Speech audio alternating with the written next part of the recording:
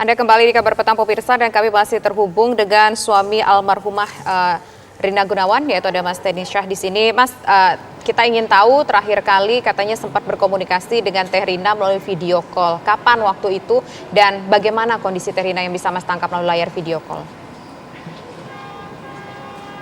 Jadi terakhir itu memang komunikasi pendek hanya sekitar beberapa detik saja. Pada saat itu memang harus diputuskan untuk menggunakan ventilator. Jadi waktu itu saya dan istri kita video callan dan pada saat itu beliau cuma dada-dada aja ke saya, terus saya memberikan semangat kepada beliau almarhum. Mas Teddy dapat penjelasankah dari dokter Mas ketika diharuskan untuk menggunakan ventilator, sebenarnya kondisi Teh Rina bagaimana saat itu? Jadi memang dokter dari tim kedokteran juga bertanya gitu. Ini dianjurkan sebaiknya menggunakan ventilator karena almarhumah itu saat itu udah sulit sekali untuk bernapas secara mandiri.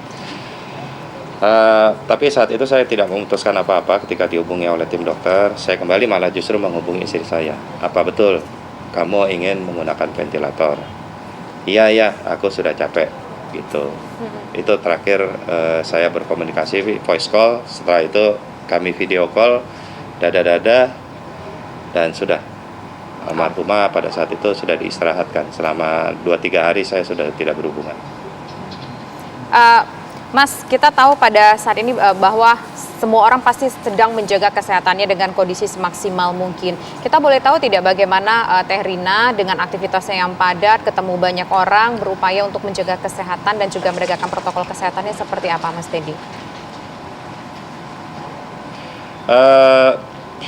Beliau itu selalu olahraga setiap pagi, sore, kalau lagi nggak ada aktivitas ada olahraga ringan kan, dia membakar kalori atau lemak tubuhnya.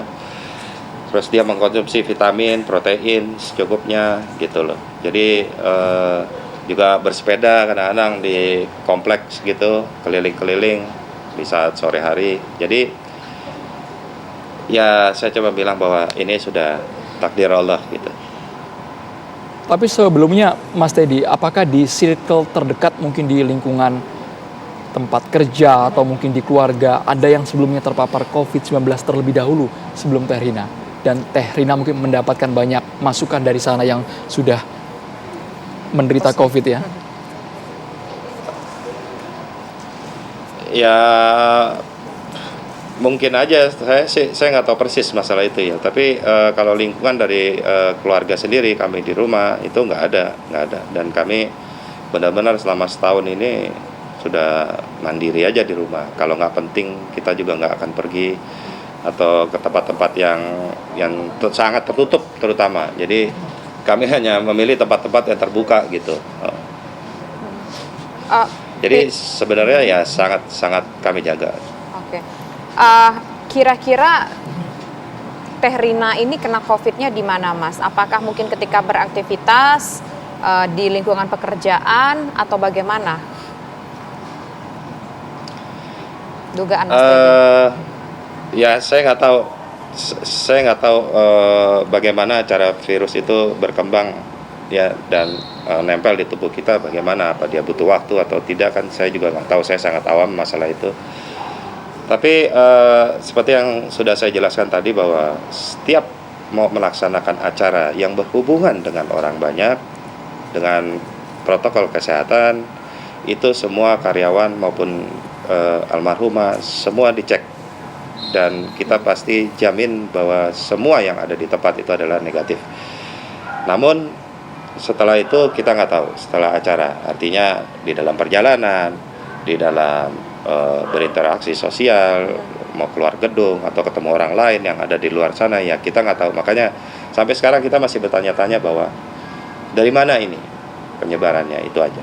Baik, dari pelajaran Teh Rina Gunawan ini mungkin dari Mas Teddy Syah ingin ada ungkapan apa Mas, baik itu ke pihak keluarga, kerabat yang saat ini memang sangat merasa kehilangan akan kepergian Teh Rina Gunawan.